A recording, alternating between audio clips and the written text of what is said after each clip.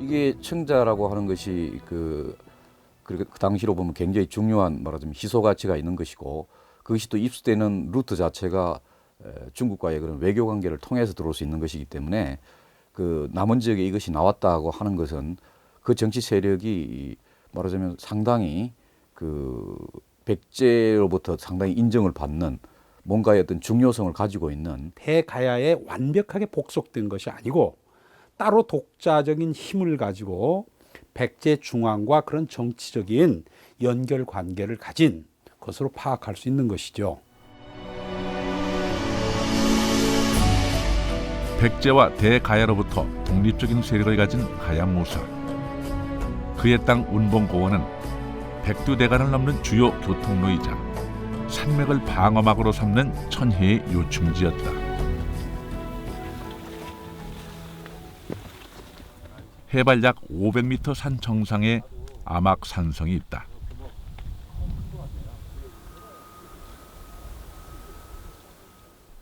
총 길이 630m에 달하는 이 성은 삼국시대 최대 격전지로 꼽힌다. 지금 이 산성 자체가 백두대간에 있어요. 백두대간 정상에 있는데 이 백두대간 자체를 경계로 해서 그 서쪽은 백제, 동쪽은 신라. 이쪽이 이제 백제 입장에서 보면 아막성, 신라 입장에서 보면 모산성이라고 불리는 지역인데요. 7세기 초반 때 이 지역은 신라에 장악이 됩니다. 이미 신라에 장악이 돼 있는데 이 지역을 백제가 차지하기 위해서 무왕대죠. 이제 7세기 초반 때 무왕이 군사들을 이끌고 친정을 합니다.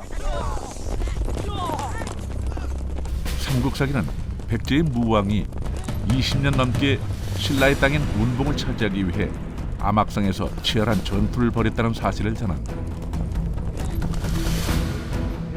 아막산성 내에서는 지금도 삼국시대의 토기편들이 발견된다. 이것도 이제 백제 토기가 되겠고요. 백제 거야. 예. 이거는 요거는 이제 가야 토기거든요. 가야야? 예, 가야계 토기인데요. 이제 월산이나 가야? 예. 지금 이렇게 자연유가 좀 흘러 있고 아, 반짝반짝 예. 거리는 거야? 그다음에 이 기형 자체가 월산이나 이 두랑리에서 출토가 되고 있는 그 가야계 장경호편하고 상당히 네. 유사한 기형을 보이고 있어요. 그렇게 봤을 때 이 아막성 자체가 백제 신라 이전에 이미 가야 세력에 의해서 그러니까 이 월산이나 두랑리 세력에 의해서 축조가 됐을 가능성이 상당히 높다라는 걸 의미를 해주는 겁니다. 아막산성 내엔 백제와 신라, 가야의 토기편이 혼재돼 있다. 이 지역이 신라나 백제 또는 그 이전의 백제나 가야 세력이 계속적으로 이 지역에 대한 공방전을 놓지 않고 하는 겁니다. 그렇기 때문에 여기에 아막성을 비롯해서 이 백두대간 줄기 자체에 대략 7, 8개소의 성들이 밀집되어 있는 게 그러한 이유가 되는 겁니다. 5세기 중엽 수도를 한성에서 웅진으로 옮긴 백제. 남진을 위해선 운봉고원을 포기할 수 없었다. 또한 일본 서기는 백제가 외와의 교류를 위해 기문, 즉 운봉고원이 필요했다는 것을 전한다.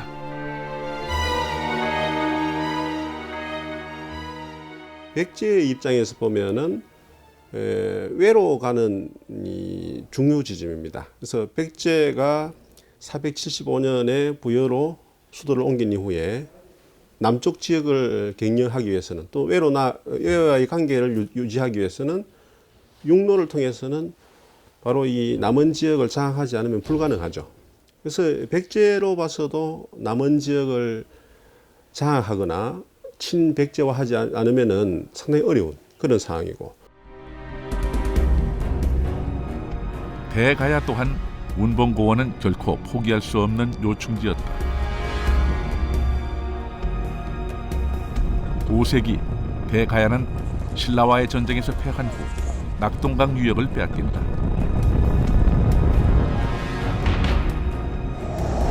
낙동강 수로를 잃은 대가야는 중국과 외와의 해상 교류를 위한 새로운 길이 필요했다.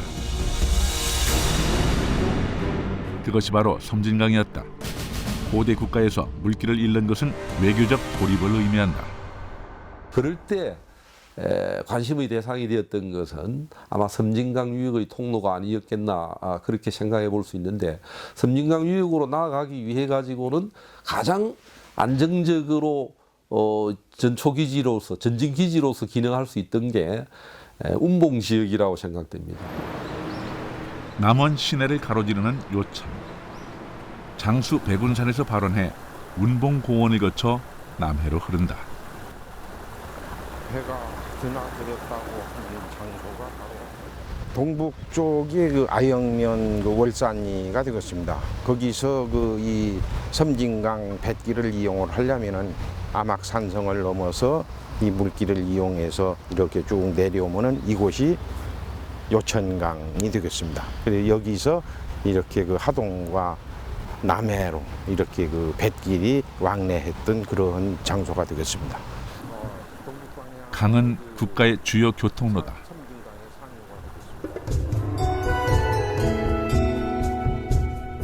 배가 드나들던 나루터가 있었던 요천은 섬진강을 따라 남해로 오가던 중요한 내륙 수로였다.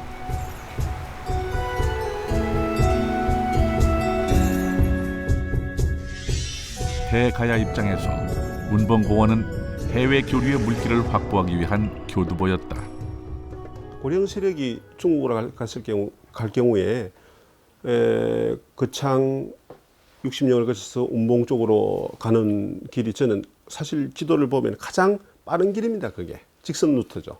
단 고개가 있다든가 이제 이런 문제가 있습니다만은 그 길을 충분히 상정할 수 있는 거죠. 그러면은 그쪽으로 고령 세력이 가려고 하면은 어떻게 운봉 지역 가야 세력을 자기 세력화하지 않으면 불가능하지 않습니까? 운봉공원은 늘 풍전등화와 같은 땅이었다. 일본 서기는 운봉고원, 즉 가야무사의 땅 기문을 놓고 전쟁이 빈번했음을 전한다. 주변 나라들의 각축 속에서 가야무사는 단 하루도 편하게 갑옷을 벗지 못했다. 운봉고원 전쟁은 3년간 지속됐다. 좁은 지역 내에 좁은 국들을 형성하면서 이렇게 정치 문화를 발전시켜 나간 것이 하나의 특질입니다. 그렇다 보니까 이게 서로 간에 어떤 연합하기 전에는 서로 간에 적이 될 수밖에 없어요. 그러니까 언제나 긴장 관계를 가질 수밖에 없겠죠. 긴장 관계를. 그렇다 보니까 언제나 전투를 준비해야 됐고 이들은 그럴 수밖에 없었던 것으로 생각됩니다. 따라서 이 가야 무덤에서 나오는 가야 무사들, 갑옷이 나오는 것은 그러한 어떠한 당시의 가야의 정치 상황 또는 지리적 상황 이런 것들과 깊은 관련 속에서 우리가 이해해야 될 것으로 생각합니다.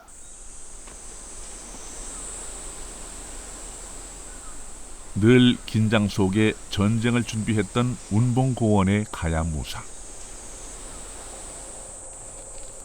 두랑리 고분군엔 가야무사의 마지막 흔적이 남아있다.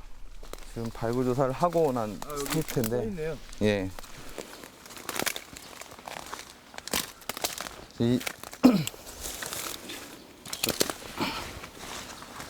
지금 약간 보일지 안 보일지 모르겠지만 이런 식으로 둔덕이 져 있는데요. 지금 저 농막의 끝에서부터 이쪽 끝에까지 약 20m 정도를 범위로 석실분이 지금 한가운데 구성되어 있습니다. 한등성이가 이렇게 있다 갑자기 푹 올라오는 부분이 있잖아요. 여기가 지금 백제 고분에 지금 들어가 있는 그 자리입니다.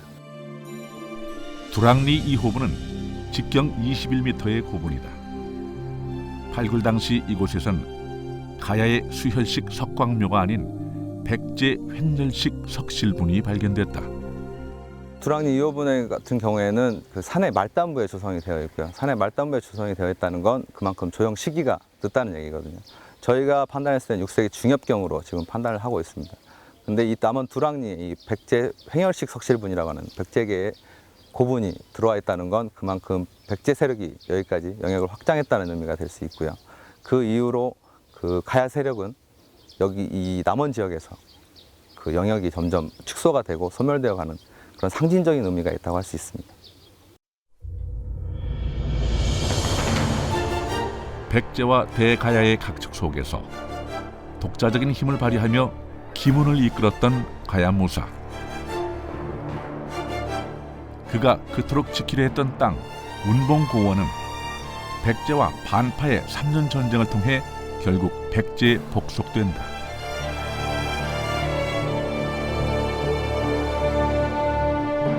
그것이 역사 속으로 사라진 운봉고원 가야무사의 마지막 흔적이다.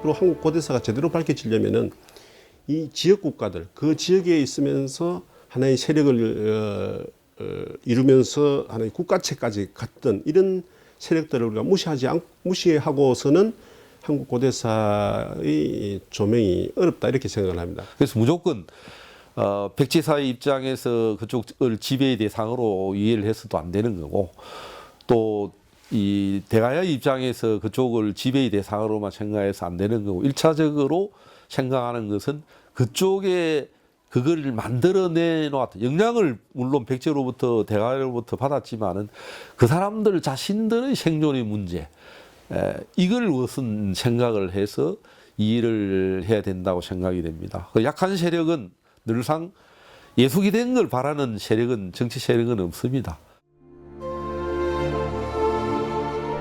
가야는 어느 한 지배자의 나라가 아니다. 가야는 여러 소국이 모인 모두의 나라였다.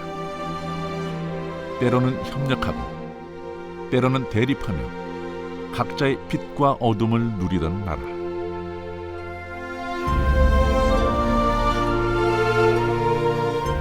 (1500년) 만에 월산리 고분에서 깨어난 가야무사.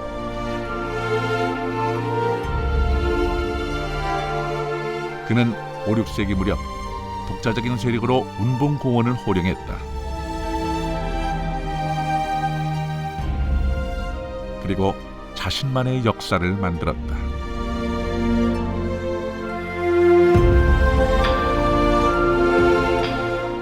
운봉고원의 가야무사의 존재는 우리가 잃어버린 가야사의 한 조각이며 앞으로 채워가야 할 고대사의 큰 지도, 제국의 타임캡슐이다.